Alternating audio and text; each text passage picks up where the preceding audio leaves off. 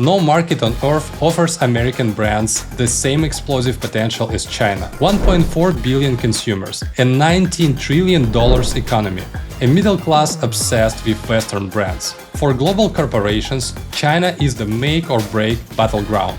And for decades, Starbucks was winning this battle. The company built a coffee empire in China worth billions, spreading its influence across thousands of stores. They changed the entire Chinese culture of hot drinks. They were unstoppable and their market position seemed unwavering.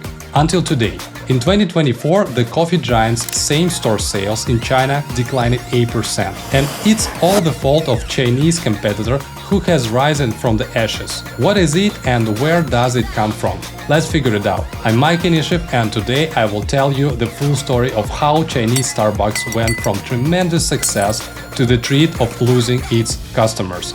And who is to blame for this? What's wrong with Starbucks in China? For centuries, China was the kingdom of tea, a culture steeped in delicate oolongs, fragrant jasmine greens, and ceremonial pu'er. But in just 2 decades, coffee went from a foreign oddity to a daily habit for millions. Everything changed in 1999 with the arrival of Starbucks. When the company opened its first Chinese store, nobody expected it to work. Those times only diplomats and business people were drinking coffee. There was no coffee culture, just a vague idea that coffee was something rich Westerns drank. But that was exactly the strategy. Starbucks wasn't just selling coffee, it was selling a taste of the West, a lifestyle, a status symbol. Owning a Starbucks cup in China wasn't just about caffeine, it was about prestige. So where did they begin? The first Starbucks in China opened in Beijing's China World Trade Center, a hotspot for expats, corporate elites, and high-income professionals. These weren't just customers. They were walking billboards for the brand. And this is the lesson worth remembering. If you don't know where to start with hot leads. Find the people who will not just buy your product, but make it desirable for everyone else. Starbucks' mission was to seize all of China. At first, progress was painfully slow. Chinese customers didn't understand bitter black coffee. Lots of sugar packets were dumped into the coffee cups with hopes of making it palatable. So the company had to adapt. They introduced green tea lattes, added red bean scones, and even mooncakes during festivals. Unlike Chinese fast food chains, Starbucks had the third-place strategy. It made cafes social hubs and encouraged customers to stay for hours.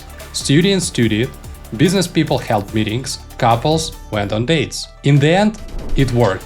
10 years after Starbucks came to China, the local youth didn't tolerate coffee, they craved it. Young professionals flocked to Starbucks, flaunting their frappuccinos on social media. And the main proof of Starbucks' success was the opening of its largest store in the world, a 30,000 square foot resort roastery in Shanghai, complete with a coffee-themed amusement park vibe. So yeah, Starbucks wasn't just winning, it was rewriting China's beverage culture. But just as Starbucks peaked, a new challenger appeared, Luckin Coffee. Founded in 2017, it burst onto the Chinese coffee scene to challenge the American brand.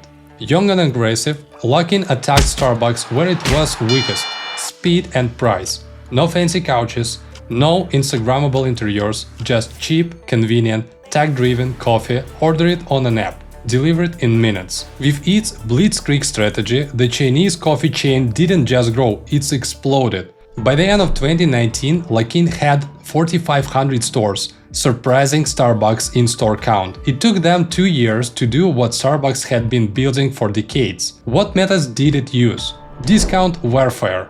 All users who signed up for the app got their first coffee free and were given different types of coupons, including buy one get one free coupons and 50% off. Luckin burned a lot of cash to hook customers. Then tech domination and lightning expansion. While Starbucks wanted high visibility and high traffic location, the Chinese coffee chain was focused on directing customers' attention to their phone and ordering through the app. The digital-first strategy helps them save operational costs and expand much faster. Luckin was rapidly gaining popularity. It was predicted to become the Starbucks killer. For a moment, it seemed like a truth. But suddenly everything collapsed. In 2020, Luckin was caught faking $310 million in sales. It was like 40% of their total sales. As it turned out, the company's employees were inventing customers, even using random phone numbers to bloat the sales. Some stores reported hundreds of orders per day, when real sales were near zero. Moreover, to hide its losses, Luckin fabricated advertising and supplier costs. So, who exposed them? Just one anonymous report.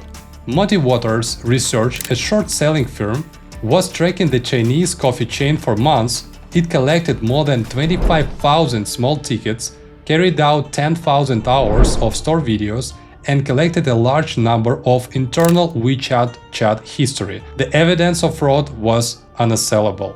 Investors were scammed, so the company's stock crashed. Share price dropped 80% in a day, wiping out $5 billion in value. The Chinese coffee brand was kicked off the Nasdaq exchange after a year of successful listing. This is Sparta!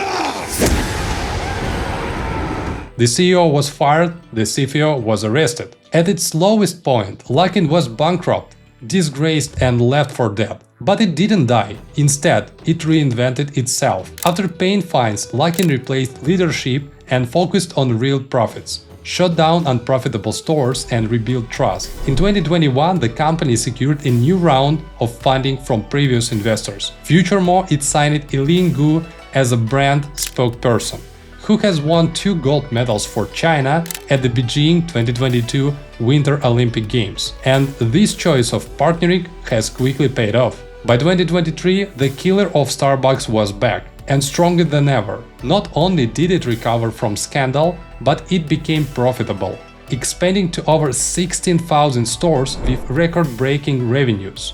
Starbucks, on the other hand, had less than 7,000 stores. And that's where things get even worse. Between 2022 and 2024, Starbucks' revenue in China didn't grow at all. But the latest numbers show something even more alarming: a 7% decline year-over-year in revenue for the September 2024 quarter. The message is clear: Luckin is winning, Starbucks is sleeping. So, let's break it down.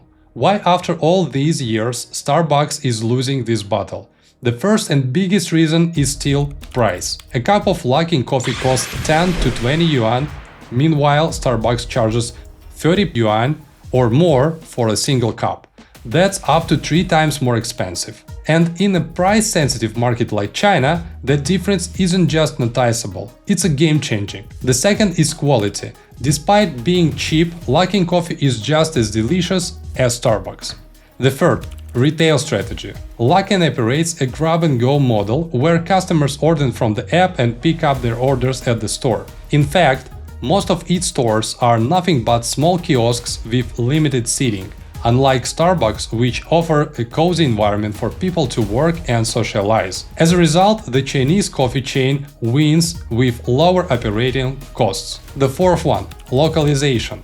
Since Luckin is a Chinese company, they know the Chinese agenda, trends and cultural peculiarities much better than American Starbucks. For example, not so long ago the company started to use Guizhou Mutai in its products. It's a premium distilled Chinese liqueur which has been dubbed into the national liquor of China. The result?